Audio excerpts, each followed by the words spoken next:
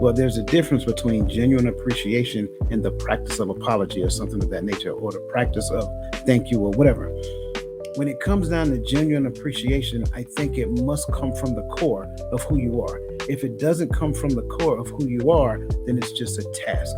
You really go into it and that intent is genuine. I think that's really where it comes from. And like you said, I think that that's just as a deeper level than what we do a lot of times on the surface. I am the one that is appreciating someone. It matters to me that it's authentic. I am on the other end of the appreciation. My job, my focus, my concern is to appreciate the fact that you appreciate me. Generic praise after a while kind of turns into white noise. After responsibility has happened, trust now ensues. Trust mandates that I tell you the truth. That is so powerful on so many different levels. And I just wanted to repeat that just in case someone missed that.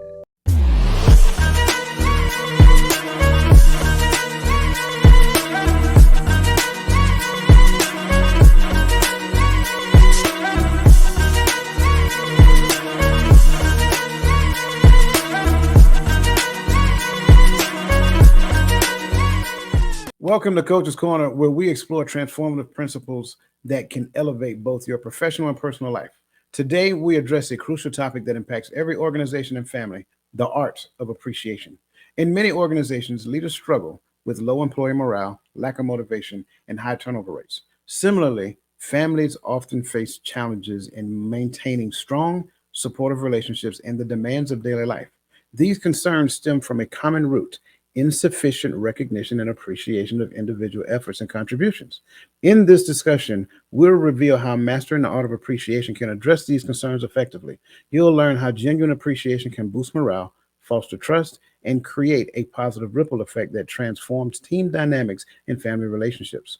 We'll also explore practical strategies to implement appreciation in your daily interactions, providing you with the tools to build a culture of respect and collaboration.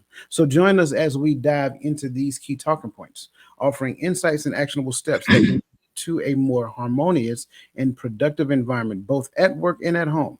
Therefore, let's embark on this journey together, uncovering the power of appreciation to make a lasting impact in our lives. What strategies can you implement to ensure appreciation is a regular practice within your organization or family?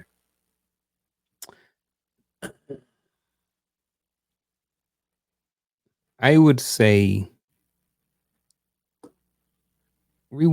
having a reward system. Now, I don't necessarily, you can go extreme if you want to. You can create a board and write things on it and put dates on there. But just to sometimes do something to appreciate your team or do something to appreciate your spouse or someone inside of the house, right? Don't have to be anything big. A handmade gesture sometimes can be good. A conversation, a text message that says, "Hey, beautiful, I really appreciate, the eggs you made this morning." You know what I'm saying? They were very good, and the salsa that you put on there was like the homemade salsa was the bomb, you know? So I think one thing could be just doing some tangible things to show appreciation.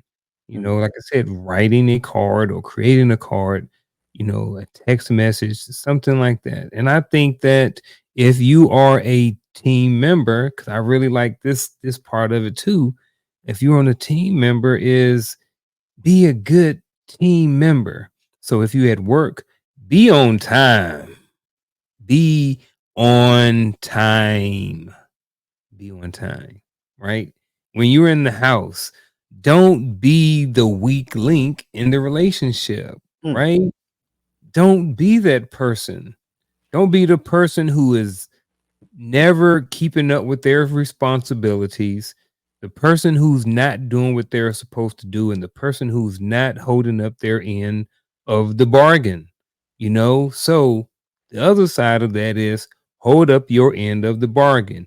Do what you said you were going to do in your vows.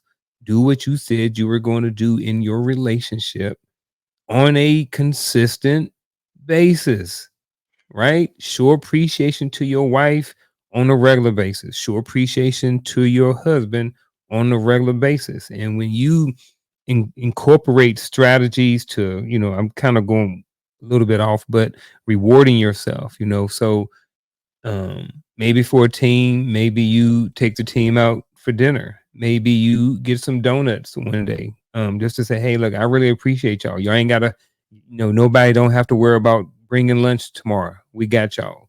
In a relationship, hey, babe, I'm gonna take you out to eat. You've been cooking a lot last couple of days. For the next 2 days, we're just gonna eat out. We're gonna order pizza and Chinese food for the next 2 days.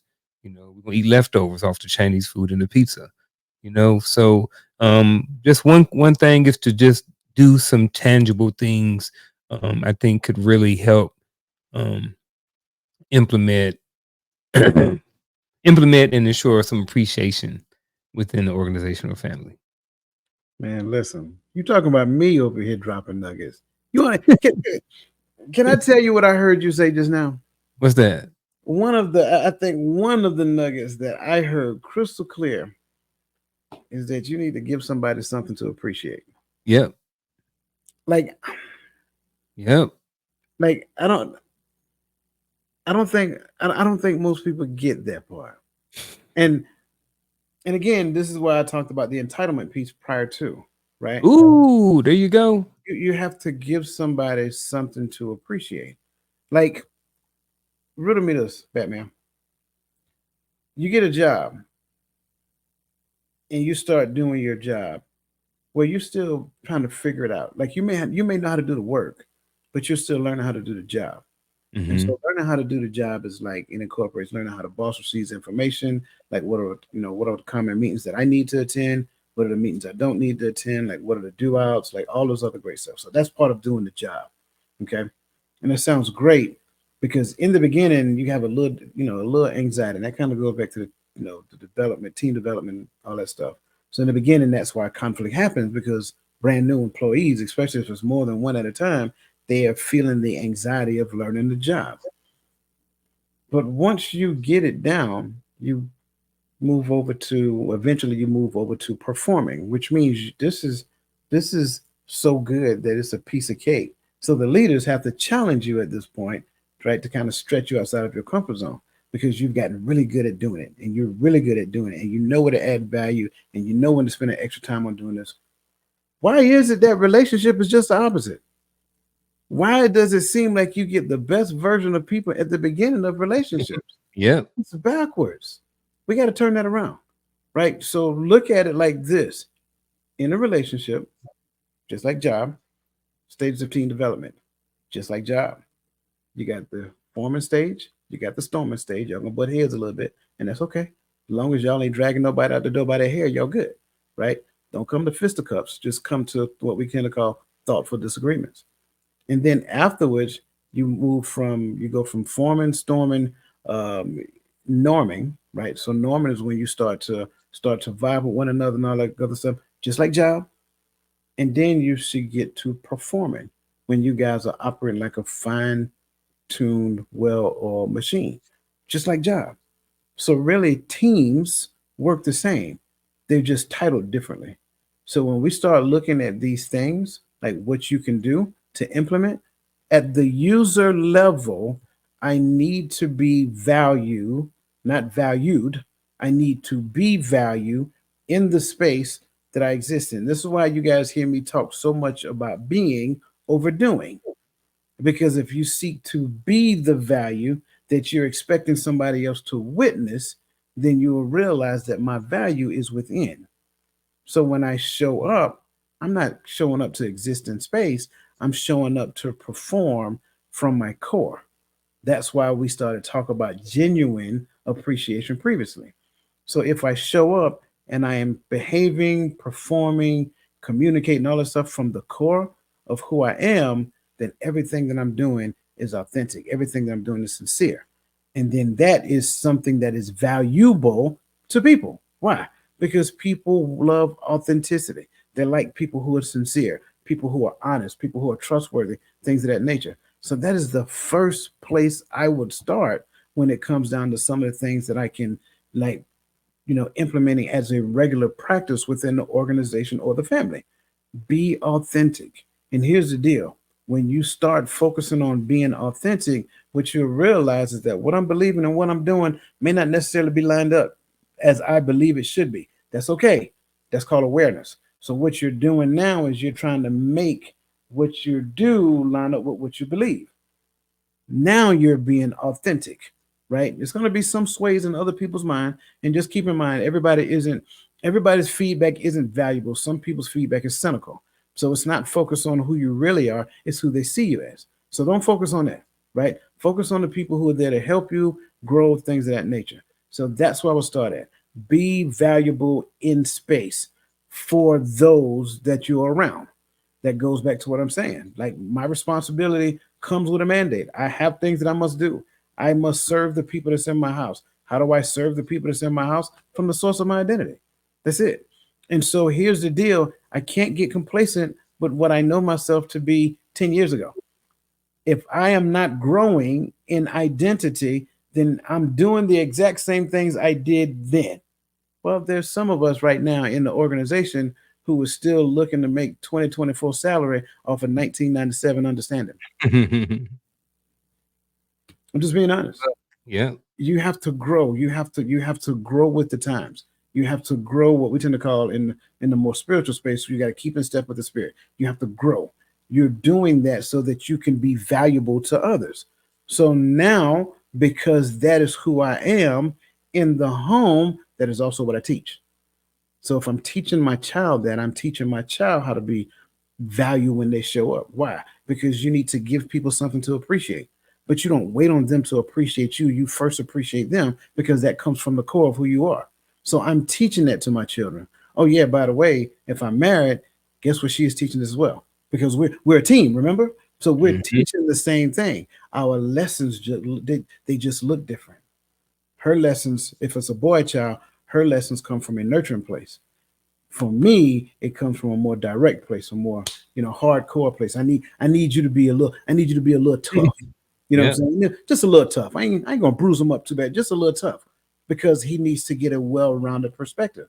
If it's a girl child, my teachings come from a place of nurturing. Her teachings come from a place of training, because I need you to understand how to maneuver the space as a woman. So that's what that looks like. So when you, and I know I'm got a little long-winded on this one, No, you but good. when you look at it, to get to the point of regular practice, you have to practice it regularly. And consistently. Like, that's the truth, man. Because a lot of times when we're going through stuff, especially when we're trying to grow and when we get new information, you know, we're we're gonna not always go from 0 to 10. It takes a time to perform a habit and get your body and your mind used to doing a certain thing. Appreciation doesn't come natural to everybody, and that's okay. But it is something, an area of your life that you can work on, and I'm gonna go back to what you originally started with when you was talking about what I said as far as being someone who can be appreciated. That's very very important, and I've even thought about it more once you brought it back up, because when I said it, I said it and I heard it, and then it kind of went over because I had move on with my next talking point or my next thought. So I Yeah. wasn't able to sit there on it. So when you brought it up, it made me think, it's like, you know what, that is very, very, very important. A lot of times, and you mentioned right after that the word entitlement. And I think that's what happens a lot of times in relationships and on jobs is, we're doing stuff, we're being appreciative, and after a while, hey, this is what he's supposed to pay the bills, and then we forget to say, you know what, babe, I really appreciate you paying the mortgage, um and I'm just using these just general things just Of to, course. we all know I ain't trying to touch on nobody, ain't trying to mess with nobody. But in the same thing on the other side, um, just because she cooks 3 meals a day for you doesn't mean that you shouldn't be appreciative anymore. Hey, I appreciate you, but be the person who is willing to cook the 3 meals. Be the person who is willing to pay all the bills. Now I'm just using those as fill-ins for whatever it is you want to be in your relationship. when it comes to being that a person who can be someone who can be appreciative of, appreciative for. You know, I want my wife, I want to be somebody that my wife can be like, man, I really appreciate everything that he did. You Yep. know, I want to be that employee. They like, man, I'm really glad that, you know, that the consistency coach is on my team. You know, I want to be a good team member. You know, I don't want to be the person that's like, dang, man, here come consistency coach again. We got to deal with him. Like, do you really want to be that person? Do you really want to be the weak link in any relationship or on the team? Like, if that's your aspiration, then you know, coach started off with the show with it, and I'm gonna say it right now. Then click off. You know, forward it to somebody who actually want to grow and benefit from themselves. You know, if you are okay and want to be the weak link and you don't care, then just tune off. I'm okay with it. You know, we can. I think we can afford where we at right now to lose one subscriber. We will be okay. I'm still gonna sleep good tonight because we are here about helping and supporting and trying to grow. And if that's not for you, then keep it moving. It's okay. I didn't start talking now. No, you're good because I slacked You on my good? job. I was so focused on appreciation, I didn't tell them that that's what this is. So yeah, Yeah, you're spot on. bro. Um, Appreciation. yeah, man, I like it. Listen, don't let them fool you though. This guy right here, when he comes around, you're going to enjoy the fact that he's coming around, unless he's your coach in the gym. Terrible Terry Tate. I'm trying to tell Yeah. you. You only gonna appreciate me then once you see your results. Then That's I'm only appreciated in the end. in the end. Yep. Yeah. Always that way, right? Kind of like the kids, they get mad at Yeah. you growing up doing the leaves, and man, I appreciate you Yeah. so I much. appreciate you, Dad. Yeah. I appreciate you being hard on me. Yeah. Yep, absolutely. Okay. And it's funny, I was bringing to the conversation constantly about conflict resolution because, again, that's Mm. part of team development, right? And so when we start looking at the storming phase, like some leaders, if you're listening, you've picked up something else as well. Okay. So when it comes down to conflict resolution, which is a key component of the team development stages, right? Storming is conflict. That's really what it is for those of you who did not know. Once they get into the storming phase, they're going to have to find a way to resolve the conflict. So leaders can choose that the best thing that leaders can do is allow it to happen until it becomes too much. And when I say too much, I mean too distracting from the team, too intense between the individuals. So we want to discuss here appreciation as a tool for conflict resolution. So how can appreciation play a role in resolving conflicts and improving communication?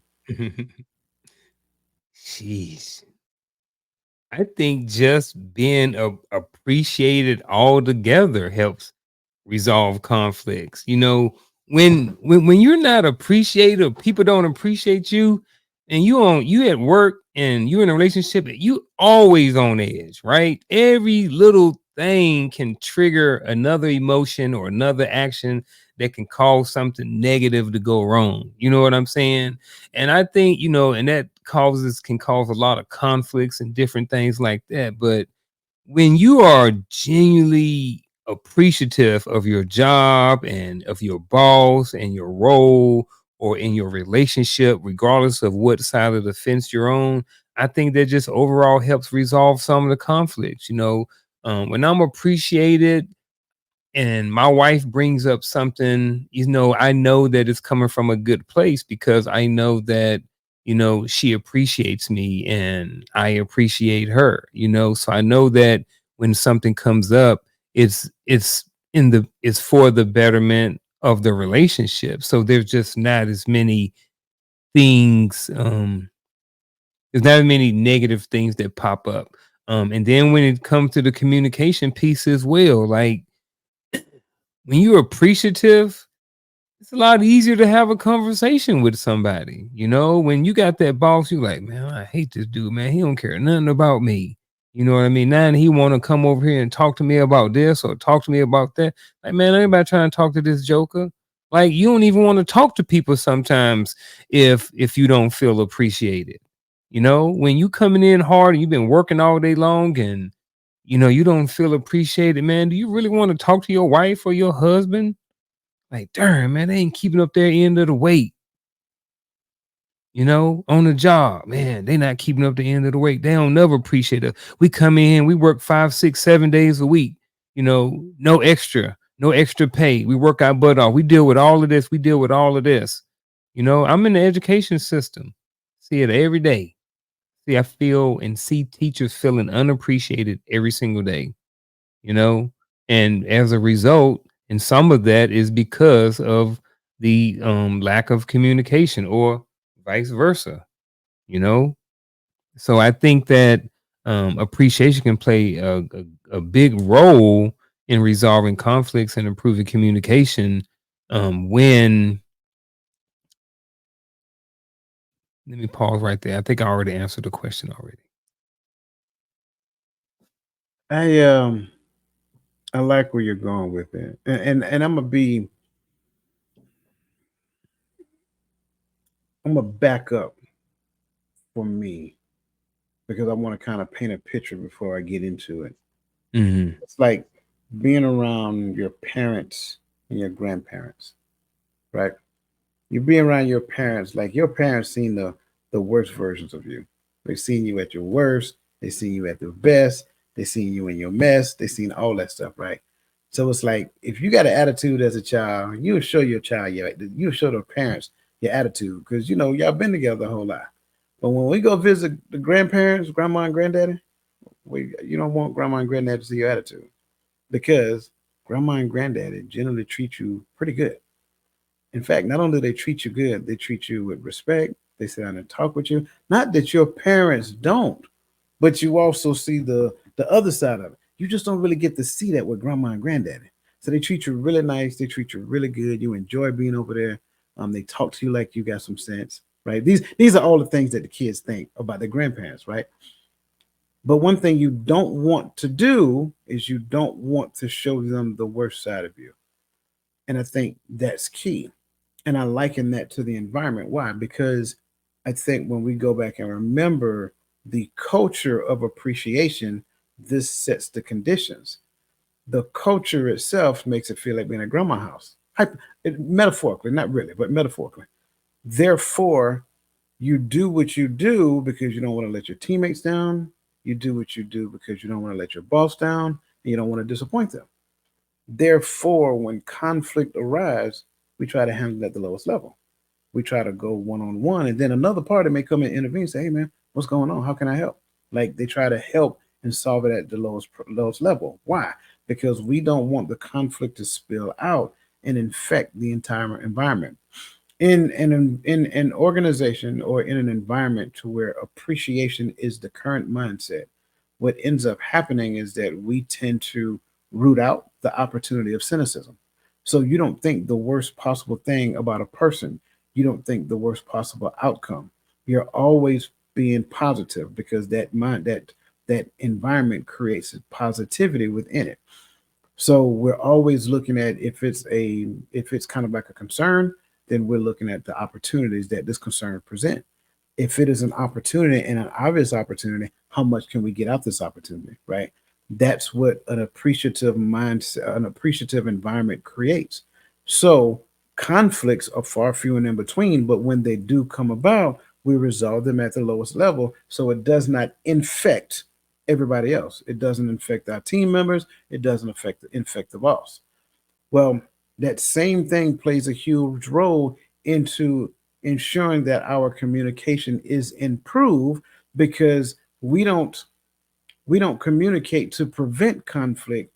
We communicate to create opportunities. We communicate to create relationships. Right? It's not that we're just looking at ourselves as coworkers. No, we're friends because we have a great working relationship, and you're somebody that I can see, going out and hanging out with, on a Friday night after a long week's of work. So that's what it is. It's like we don't do the thing to prevent the worst from happening. We do the things so that we can experience what's possible, the best that can happen. So we don't communicate to avoid conflict. We communicate to create great relationships. That's the thing that appreciation does. it makes you think on the more right side of existing than the side of existing that everything else is trying to get you on. That's why we keep saying stop watching the news. You watch the news creates a certain mindset in you, and you're always thinking of worse. You're always thinking of what if. You're always thinking of possibility. Oh my God, the world is coming to an end. Stop it. The world has been in existence longer than you have been living. But when you start focusing on all those things, doom, gloom, and despair, and you focus on the possibilities, you focus on appreciating people. Now what you'll find is that positivity mindset become your thing, and you no longer have what I tend to call a negativity bias. And negativity bias will guarantee that you always look at the worst side of it. So now imagine a person in an organization to where conflict arises and they have a negativity bias, they're going to stoke the fire. They're going to add fuel to the fire. They're going to, well, you said this and you said, so they're going to start naming, blaming, and name. They're going to, well, shaming, blaming, and name calling. I'm sorry, get them all mixed up sometimes because that's what they're going to do. Well, you did this. If you didn't do this, and I could have done that. So that's what happens because it comes from a negativity bias, and a negativity bias say, hey, if the worst thing can actually happen, it will. And at the end of the day, I need to render myself innocent because I didn't do anything wrong. And that's why we start focusing on appreciation because appreciation roots those things out. When you guys hear me start talking about pulling the weeds, practice appreciation. Pull the weeds. Man, another great talking point. Um, I was thinking about, being a member of the team, being in charge and just, or being someone in charge or just being in the organization and looking at, having people above me and people below and just looking at some of the things um from looking at people who are below me based off position, not as a person. Um and there when they were not appreciated, seems like everything was defensive. It was always on the defensive. So I think that, when it comes to communication and just having conversations and stuff like this, it can be a lot more challenging when you are trying to talk to somebody who is always on the defense. When as a boss in an organization and I'm trying to have a conversation with the employees, where if they don't feel appreciated, it's like, dang, here you go again. Like the communication can be totally jacked up. So I don't know I just started thinking about, just the defensive nature of people sometimes when they're not appreciated. And that's kind of the opposite of, um appreciation, plan, and resolve role in resolving conflicts. Because if you're not appreciative, then are you really going to be open to trying to resolve conflicts and stuff at work if you don't feel appreciated? Like, you And don't, so you you know? so you say you don't know why you was thinking that, why you started thinking about that? Yeah. Because it's right. That's why you Mhm. started. It is 100% accurate. Yeah. This is why when I mentioned previously, like when I mentioned it and then you mentioned it. So whoever we talked about Yeah. it previously, like be be um be that person that can be appreciated, right? Give others something to appreciate.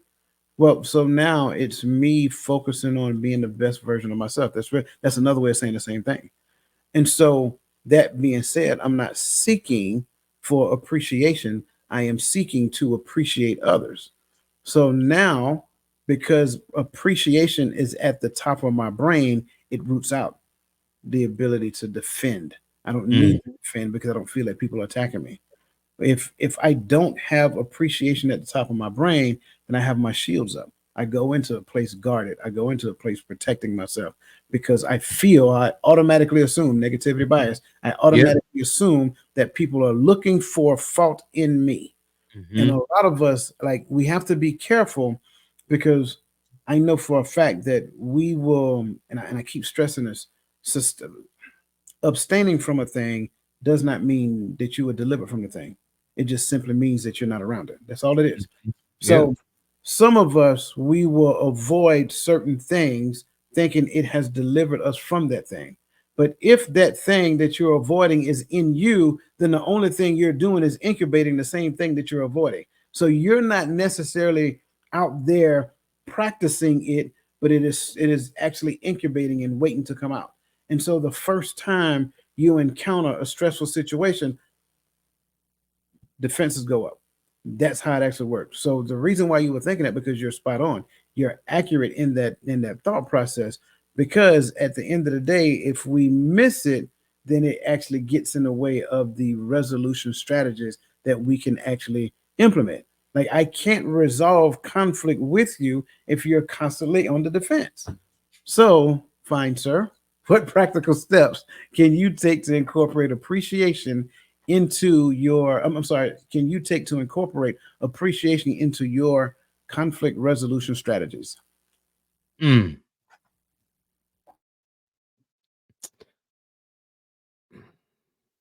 This is something a lot of people probably have heard before. And I think it's a good time to bring it up right here.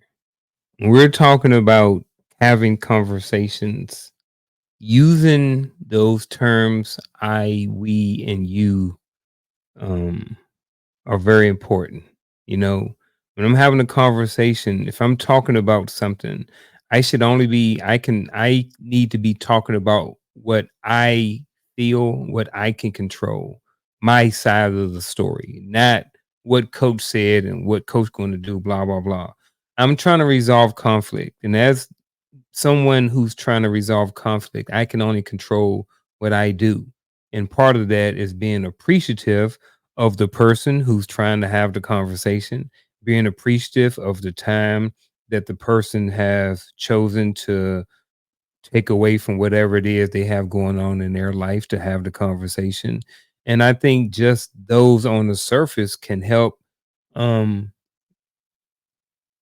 some of the things that should be incorporated into your appreciation when you're trying to resolve in your conflict resolution strategies. You know, everybody has conflict resolution strategies, but I think really one is we talk about all the time. Like I said, I'm gonna say it again: is using I, we, and you very carefully and with understanding as you go and have this conversation, you know, and when you're trying to resolve some conflict, because used improperly, it can cause more conflict. You know, if we're having a conversation, me and coach, we talking about coach's corner, and every coach like, man, you ain't doing none of the stuff behind the scenes.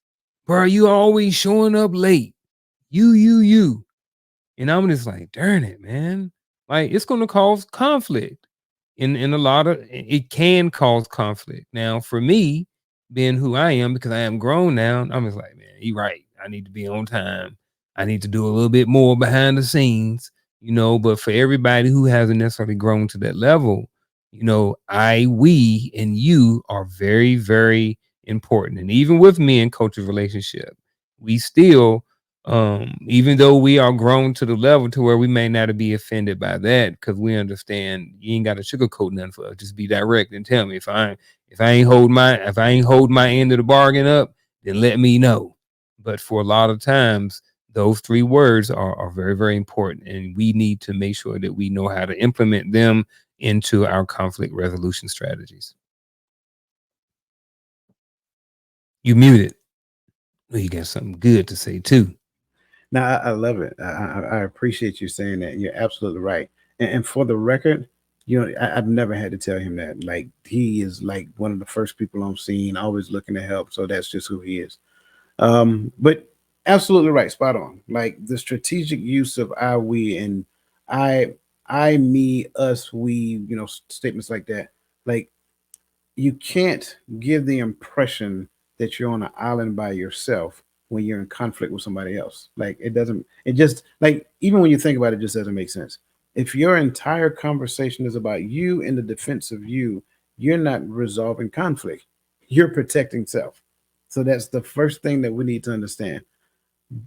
However, what I should be open to doing, and this is the thing that makes sense for me. Um, if I sacrifice myself on the altar of the future that I'm looking forward to, then I should not be concerned with how I look right now. So if resolving conflict with Garfield right now, let's just use him as an example. If resolving conflict is important to me because of what we're doing is more important than me preserving my ego, then I will sacrifice myself on the altar of the conflict that we're currently having. So suffer it to be so now. So if he says, "Man, coach, I was late today," I'm telling on myself I was a little late today, and I text him and say, I'm on my way. Right, man, coach, you was late. You know what, bro? You're right. I was late. That's on me. I'm gonna own that. So notice I'm saying I, and it's not about me protecting what I was doing. It's owning every version of it because those what he said was a fact. And a lot of times, what we do is we try to bypass the facts. Let me sidestep this one, right? We try to sidestep the fact. No, take the fact head on. Coach, you was late. You are absolutely correct. I was late, and no excuses whatsoever. I need to do better when it comes down to that. That's not a prolonged conversation to go into at that. I owned every bit of it.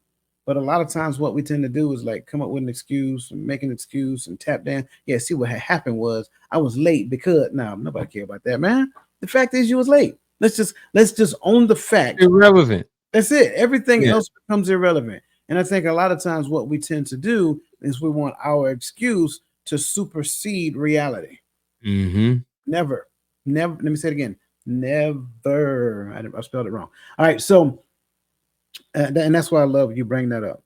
Um, I think because I like to think in terms of operations, right? And when it comes down to organizations and things of that nature, we create a plan to manage this particular project, right? And we look at how we're going to do the operation. We come up with scope of work and all that other great stuff. But eventually, we got to get to this thing called a risk management plan. Mm. And a risk management plan says, hey, for this project to be derailed, we need to identify the problems that could potentially come up. So this is a problem, this could be a problem, this is a problem, and this is a problem. It's a bunch of people in the room, we're having this conversation. And so we identify 4 key problems that can actually happen to derail this project.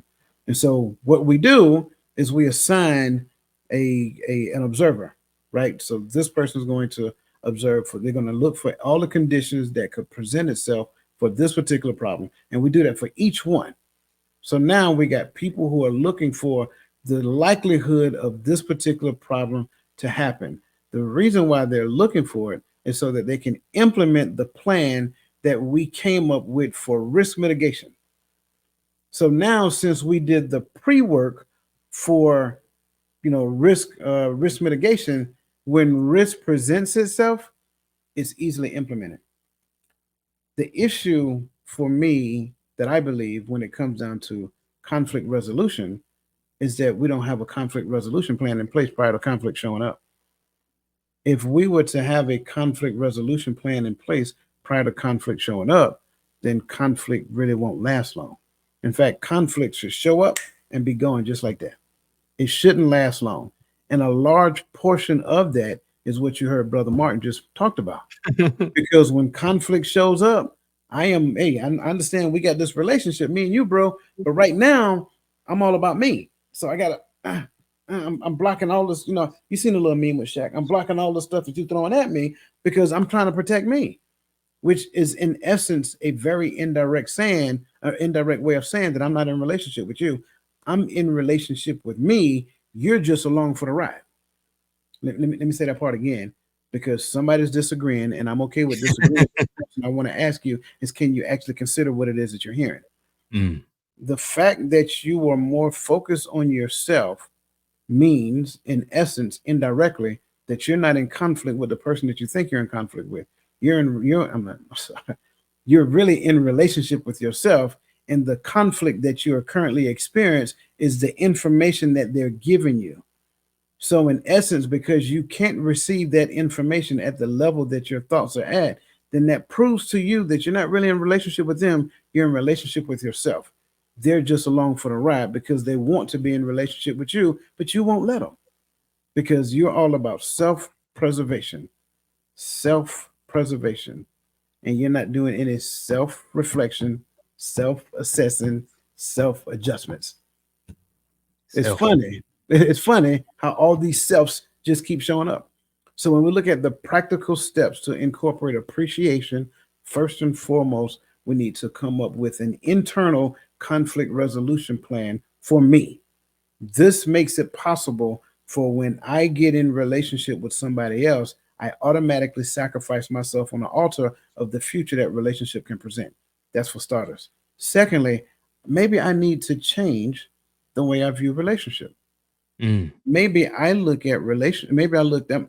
I'm sorry. Let me say it. I said that wrong. Maybe I need to change the way I see conflict. That's what I meant. Maybe I look at conflict as a war, as opposed to conflict being a skirmish. And it really isn't a skirmish. It can actually be a cold war. It can just be a discussion that we're having to come to some type of resolute end, right? Not the relationship, but this dilemma, which is really all a conflict is. But what we do was we take it from conversation to all out, you know, fisticuffs. Like, why? Mhm. It's Yep. not that serious. So change the way we view conflict, right? First, we need to have an internal conflict resolution plan so that we'll understand how I am to behave when conflict presents itself.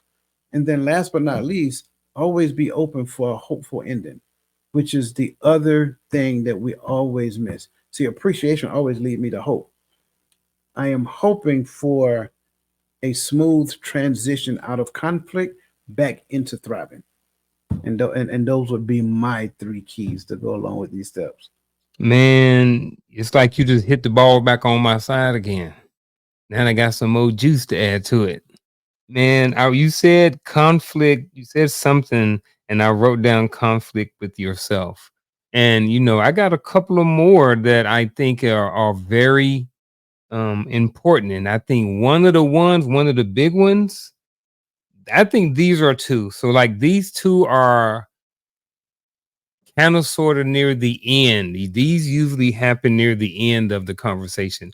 And I think that's why we don't usually talk about. We talk about how to talk about and how things are doing the conversation while we're having the conversation between the people or the parties doing the conflict or whatever it is, right? While you're trying to resolve it. But I think two of these, you know, one is at some point near the end, we have to discuss and talk about the common goals. Like at the end, what are we agreeing on before we end this conversation? What are our common goals? I think that is something that has to be implemented into the conflict resolution strategies because you said a lot of self. Exactly. So when you walk away, what is my responsibility to the relationship when we walk away? When you walk away, what is your responsibility to the relationship? We talked about, I was getting defensive the entire conversation. Maybe I need to work on being defensive. What are some strategies I can do to help me being defensive? Maybe I had a smart mouth the entire conversation. Now, part of the common goals is I need to work on my smart mouthness. You know what I'm saying? And we have to talk about what are the common goals at the end of the day. What do we want to achieve in this relationship or this disagreement? And I also, you can have that conversation before too, I think, because at some point I think it is healthy to talk about, and discuss what are we actually talking about and stick to those talking points only versus bringing in a whole bunch of other stuff, and then the appreciation and the willingness to the other person who is wanting to have the discussion. Because sometimes, especially when it ain't us, we don't always want to talk about it. When I'm messing up, I don't always want to hear it. Your wife be like, look, brother, you've been talking about take this trash out. I didn't hit to mention it 3 times this week. You know, I understand you the man and you do this, but we also agree that you have your responsibilities and I have mine. And sometimes we don't want to have these conversations. So sometimes just being appreciative and saying, "Hey, look, babe, I understand that, we don't like to have conflict. And, but sometimes we got to have some of these hard conversations. So I appreciate you taking time to be able to have the conversation and, implementing some good conflict resolution strategies so where we can get to the end of the conversation." So, I added two more, just, talking about the common goals and being appreciative in of someone else's willingness to be able to discuss and have that hard conversation. Man, that's so good. And I don't think that happens at the end. I think that's part Yeah. I think that's part Yeah. of your conflict resolution strategy. Like Mhm. I have to have that within me before I get in conflict with a person. Because Mhm. once I get in conflict with a person, the only thing it reveals in me is how not good I am at doing my conflict resolution strategy. So now, Mhm. back to what we talked about previously, I got to make micro adjustments in my conflict resolution strategy so I can Yep. become better at staying in difficult conversation. I need to become respond better when somebody say, "Hey man, you said you was gonna do this and you didn't do that." All facts. I own every bit of it. Hey, Yeah. just throw yourself out there. I'm good. You're right. I'm not rejecting any of it. You know what I'm saying? And then from that point on, like for me, be open to giving your resolution to the problem that you created. So I like that, but I don't think it's at the end. I think it's in the beginning because that's part of my growth and development. That's part of me. That's part of me being better with relationship. And a lot of us want to get in relationship. We go out there in the social sector and work in these companies that got 500 personnel on one floor, and we want to be interactive, but we don't know how to interact. We just know how to act or react, and that becomes a problem. So yeah, I think, bro, again, another awesome nugget, bro. I love it. Them things are way overlooked. Like I don't, you know, we may have brought it up, in the 2 years of elevated dialogue or even on Hearts of Men podcast, Hmm. but I don't really recall. We had so many great conversations over the last few years, but I don't really remember those things coming up. No. And I was just kind of thinking about them as you were talking. I was thinking about, all the different steps that we go through during the conversation and what we talk about and what we don't talk about. And, a lot of time we don't talk about. And like you said, I agree with, them not necessarily being placed at the end of the conversation, because before you have the conversation, I think it's a good idea to say at the same time, hey, look, I appreciate you taking time out to sit down so we can have this hard conversation, Hmm. and at the same time, hey, look, when we have this conversation, what do we want the outcome to be? You know what I mean? What are our goals? What are we trying to achieve by having this conversation? If it's just for us to yell and to get stuff off our chest, you know what? I'm even okay with that. Yeah. If that's what you really want, I know how many times I've heard, I'm not trying to be mean, but I don't know how many times this is something that's generally said from women. How many times I just want him to just listen. I don't want him to say anything. That is fine with us. Just if that is a common goal, let's talk about it in the beginning. Look, babe, I don't want you to say now. I just want to get some stuff off my chest. You know what I mean? I'm upset with you because I keep having to say something to you about taking out the trash. I really don't want any excuse. I really just want to vent to you right now and let you know how I feel about that. Babe, I'm cool with that. You know what I mean? Because if this what you need just to vent and get this off your chest, because now I got the message. She's Hmm. upset, she's angry, she's frustrated because I'm not holding up my end of the job and taking out the trash like I said I was going to do. And having that conversation at the begin and let me know where we stand, babe. I just want to vent. I just want to yell at you and be frustrated for a few minutes, Yeah. but I'm okay after that. I'm okay with that. I ain't got no problem. I was in the army for 20 years. I can take somebody yelling at me. But you want. That ain't how Shell is. But if Right. that's what you wanted to do, I would be okay with that, and I could understand that. I That's would a common say, goal we talk about early in the relationship. yeah, In the conversation. correct. And that's what I was about to say. I would say there's only one caveat to that. Yeah. That needs to be an understanding as a staple of your relationship. Yep. Because if I give you the room to vent, and Mm-hmm. you already tell me you don't expect me to say anything in return, then I should have that same luxury at a later point in time. There you go. So if you can't harness that, Yeah. if you don't have the ability to let me Yeah. express myself and unload, Mm-hmm. do not say anything and just say, you know what, I got it, I receive it all. But again, you got Mm-hmm. to realize what he's saying. Again, throwing himself on the altar for the hopeful relationship, right? And not Mm-hmm. protecting ego. So if you don't Yep. have the ability to do that, I don't recommend you making that a Yeah. statement because Yeah. it might work good on in your favor as long as you're venting. But then Yeah. you may just on the other end, you might, no, I didn't do it. I didn't do it. Yeah. No, no. See, I now we may move need I may need to vent one day. What right. happens when I need to vent? You know? Exactly. Yeah. Look at Getting man. to know the boundaries. Yeah, This man. is an awesome conversation. I'm telling you guys, if No, right? we're not getting this right here today, I don't know what to tell you. But you Mm. know what we got to do, right? We got to get into the true false. And he sees Uh-huh. we're gonna do something else today, but we have to do it later. We'll do it later. And Okay. You ain't gonna do them? I ain't gonna do that Okay. today. Let's do it at a later point in time, and let's devote like half the show to doing that because Okay. that's more long term. So let's Okay. do true false today. All Um, right. sustained appreciation. These questions are a little longer today. I'm sorry. Mhm. Sustained appreciation within a team can create a positive feedback loop that leads to continuous improvement in both individual and team performance over a long period of time. True or false? True is my short answer. A little bit more in details, man. We've been talking about it all show.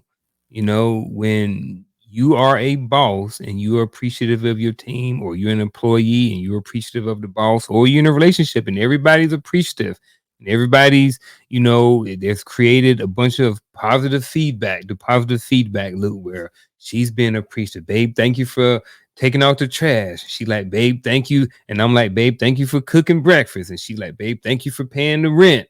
And she like, babe, thank you for, I'm like, babe, thank you for this. You know what I mean? Both people feel appreciated on a regular basis. There is a cycle of receiving and giving appreciation. And everybody, in theory, should be in a better place in a relationship. And like I said, I think this works as well in the job place too.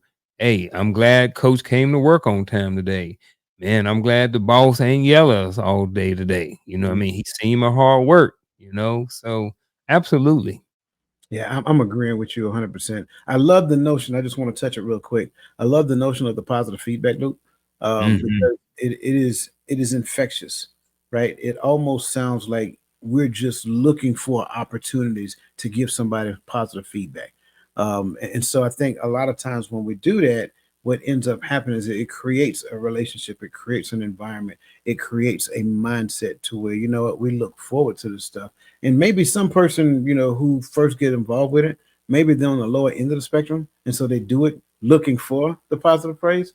But then as they mature into it, they do it because they want to be of value to the team, and the positive praise is part of the environment. So that's like I Hmm. got to touch on real quick.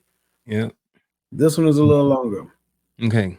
True or false? An environment where appreciation is regularly practiced will typically see no significant difference in overall well being and stress levels among team members compared to one where appreciation is rare. Um,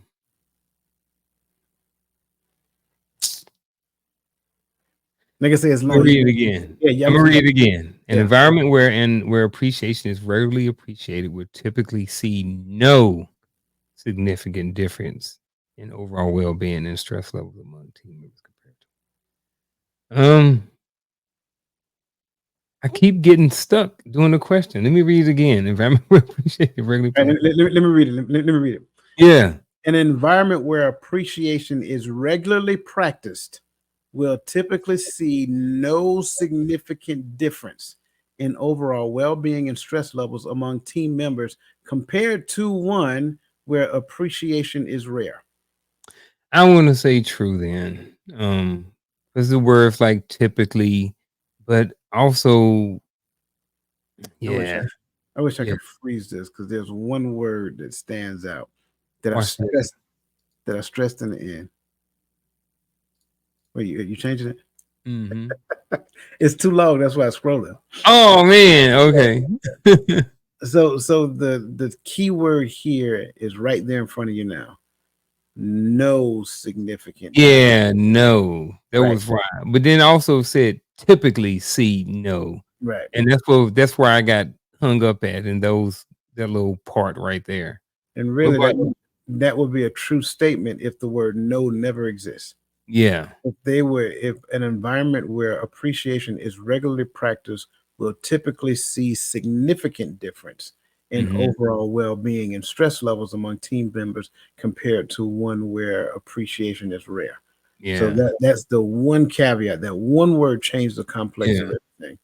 Yeah. So yeah, moving Yeah, on 'cause to the next one. There we go. yeah. Yeah. All right. Got it. Building trust through appreciation. And I'll take this one first. Okay. You know what? I apologize. I just take this one. You take this and I take the scrolling one since I can see it. Okay. Okay. Alright. Building trust through appreciation involve not only recognizing team members' efforts, but also fostering open communication and collaborating, leading to a stronger, more cohesive team. Two On times. the surface, it's true. The other side of that is a lot of times, it really kind of depends on the environment too. Some environments, and I think these are the minute, and I don't want to spend too much time on the minority, but there are certain situations where this stuff is obsolete. You're looking at certain special forces unit or high elite places where it's just do and that's it. It's not a whole bunch of other different things and recognizing team members. Everybody know their job, and I don't need to get recognized to do my job. I'm doing my job because it's part of the mission. So I think this kind of the other side when you got people who are just it's on their whole job is about the mission and nothing else. But I think for the majority of us, then it's definitely true. Ooh, what you got up there? You looking up there like me? Yeah. I got something to think about. That's why I did it. That's why I did it. Yeah. Can I throw a curveball? Yes. Maybe those units, Mm-hmm. special forces, Navy SEALs, whatever that looks like. Delta. And trust Yeah. me, sorry, guys. I'm not comparing them to one another. I'm just Yeah. saying, because trust me, you get into it when you start telling special forces that Navy SEAL is better. Yeah. Um, We just talking about the elite. yeah, the The elite. the 1% of the military who's in Right. these special, units. So when you start looking at these groups, special forces, Rangers, Delta forces, Navy SEALs, what have you, et cetera, Mhm, maybe. Oh, this. I think you're gonna like this one. mhm, Maybe the caveat is not that it's doing their job. Maybe the caveat is actually the relationship that they have with their team members. mhm, Building trust through appreciation involves not only recognizing team members' efforts, but also fostering open communication and collaboration. That's the team dynamic, mm, which leads to a stronger, more cohesive team. So it's not yeah, that they're looking for the recognition, it's the mhm, team dynamic that they have with one another, the brotherhood, the camaraderie, things of that nature, actually knowing each other on a deeper level than just a uniform that they actually wear. yeah, Maybe that's the appreciation for them. I get that, and then the recognition of the team members, I think, kinda goes in I think with these guys, like, they don't need that. It's just like, I know if coach is got I know coach got my back. You Mhm. know what I mean? We're on the same team. We've been working together for 2 years. I know he got my back. Yeah. He don't have to do anything to show appreciation. Now, I don't know. I'm gonna stop there. Like I said, because at the end, I even if I was correct, it still was still the minority. Right. I'm definitely understand your side of it. And I'm definitely leaning more to And the that. only and the only reason I bring that up because Yeah. this doesn't have to be the minority. This Yeah. right here should be the rule. Yeah. This should be I the agree. rule. Every Mhm. team, to include the home structure, Mhm. be the exact same way. They don't Yeah. necessarily need a pat on the back. Yeah. I'm doing it for the ones Yep. on my left and my right. Yep. That would be the goal. Yep. Exactly. All right, my hands are off, sir. Ball's in your court. I'm ready to receive and answer the next question. All right. So here we go. Let me get rid of the other one. In a scenario where a team leader publicly acknowledges an employee's unique contribution to a project, the rest of the team is likely to feel less appreciated and more competitive rather than experiencing improved morale and collaboration. False.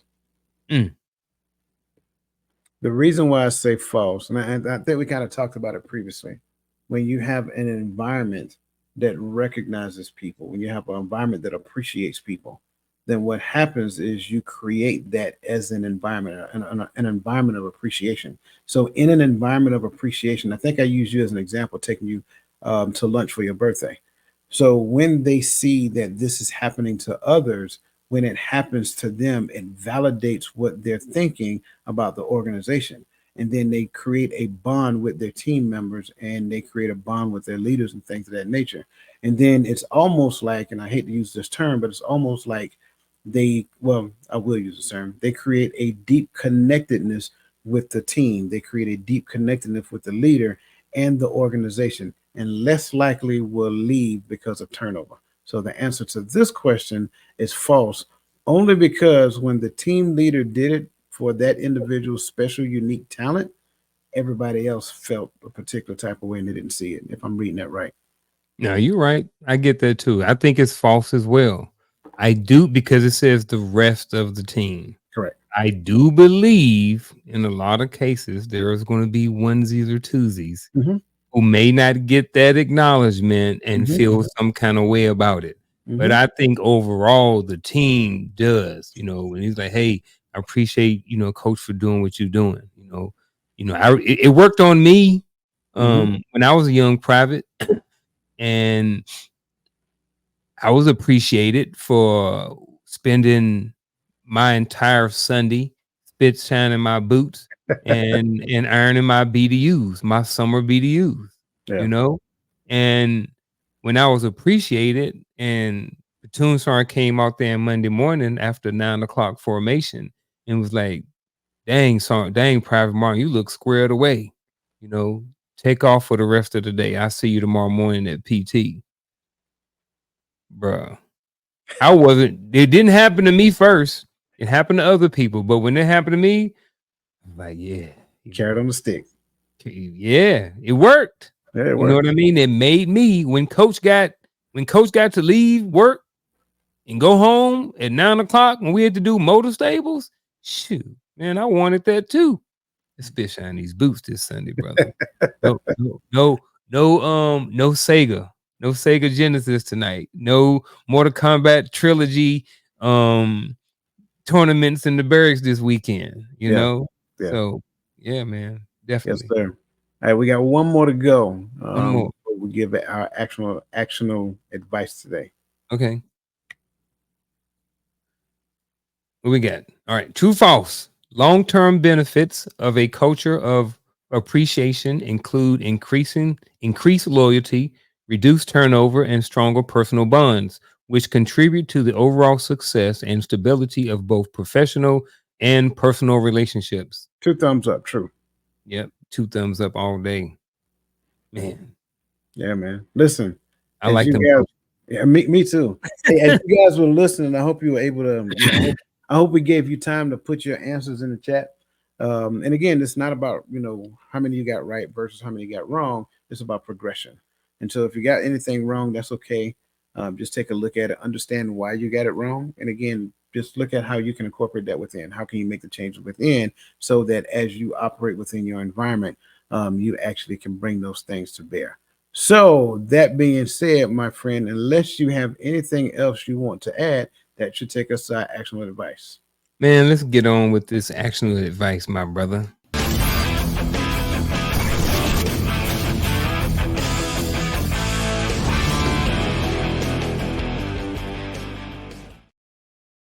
Who going first? You know what? I go first. I'm okay with it. I don't have a whole lot to add there. Okay. Um, I would say for me, my actionable advice today is again, focus on being someone worth appreciating. Everybody, in my opinion, is worth appreciating, but focus on displaying that wherever you go. Right? Be the best version of yourself. What does that mean? That means that you want to do things authentically from the core of your character. So what we do is we increase our character, so forth and so on, incrementally. So my challenge to everyone is to constantly self reflect. So do that every day. At the end of your day, look at every situation that you find yourself in. Ask yourself a few questions. This took place. What did I do? How did I behave? What triggered this? Why did this trigger this? And how can I change the narrative so if that presents itself again, it won't trigger me as bad. And you constantly work towards that and do that every day. Make this an everyday staple of your life, right? Your job is to constantly be the better version of yourself. That becomes incrementally over the course of time. Progression is an endless pursuit of itself. I'm sorry, profession is perfection is an endless pursuit of itself. So stop chasing perfection. Focus on progression and just focus on getting better. And that's my actionable advice. Man, great actionable advice. Here's my actionable advice for the week. For the next 7 days, what you should do is get you some of these. All right. So I am a believer and I am someone who uses index cards to write notes down and to write things down. Right. So, what I want you to do over the next 7 days is write down two things that you are appreciative of. Right. And it can be the same thing. So, when you get up in the morning, I know a lot of times people get up and they say, Lord, thank you for being awake this morning. They say their prayers and different things like that, which is fine. But I want you to write down something that you are really appreciative of. And then before you go to bed at night, write down something else that you're really appreciative of. At the end of the week, what you're going to have is you're going to have 14 different index cards with things that you can be appreciative of. And then at some point, you can use those index cards and you can look through them and go back through them at any time. And that is my um actionable advice for the week. All right.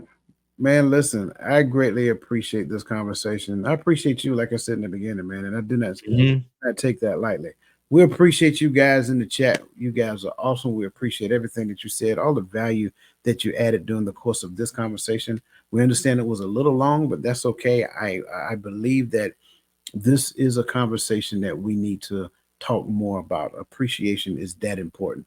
So, Mhm. that being said, listen, you guys have a great rest of your day.